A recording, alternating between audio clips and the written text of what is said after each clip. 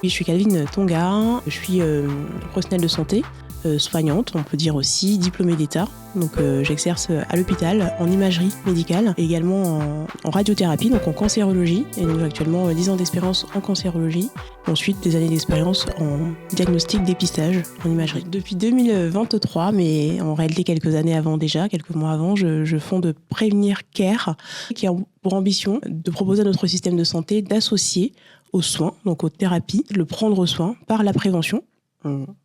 Aujourd'hui, on voit 40% de personnes en dessous de 50 ans qui ont des maladies chroniques.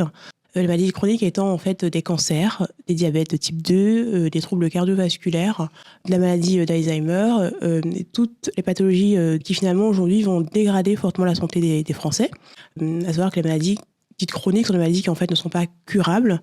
En fait, on peut accompagner le patient, améliorer son mode de vie, mais en réalité, il doit nécessiter d'un suivi en fait médical à vie. Et donc en 2018, il y a un facteur qui va vraiment qui va faire naître finalement Prévenir Care, puisque on a une jeune femme de 30 ans.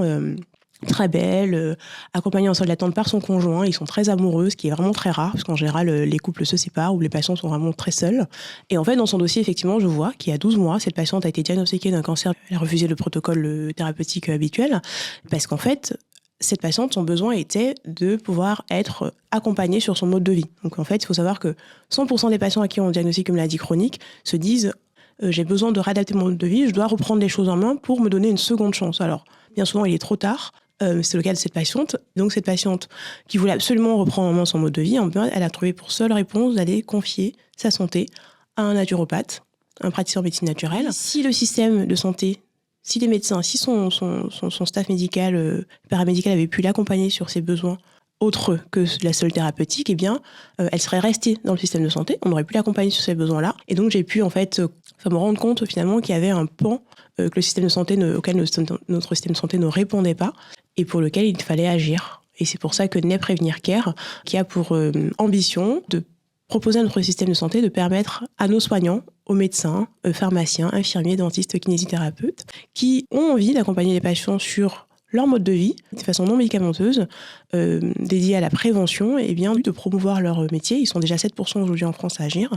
Et l'idée, c'est donc de les rendre visibles et donc de répondre de façon sécurisée aux besoins des patients avec les mêmes critères de qualité et de déontologie et d'éthique que ceux adossés aux soins. Donc aujourd'hui, finalement, les besoins de prévention, donc comment est-ce qu'on agit sur sa sédentarité, sur son alimentation, pour préserver sa santé cardiovasculaire, tous les facteurs de comorbidité associées, le sommeil, l'anxiété, la difficulté respiratoire. Et finalement, l'idée de Prévenir Care est en fait de proposer aux patients, donc sur la plateforme, de pouvoir trouver un praticien qui pourra répondre à ses besoins. Donc le patient vient prendre rendez-vous avec ce praticien-là, et ensuite, il va pouvoir réaliser sa consultation, donc en one-to-one avec ce praticien, ce qui permet effectivement de pouvoir avoir une réponse qui lui est en fait personnalisée.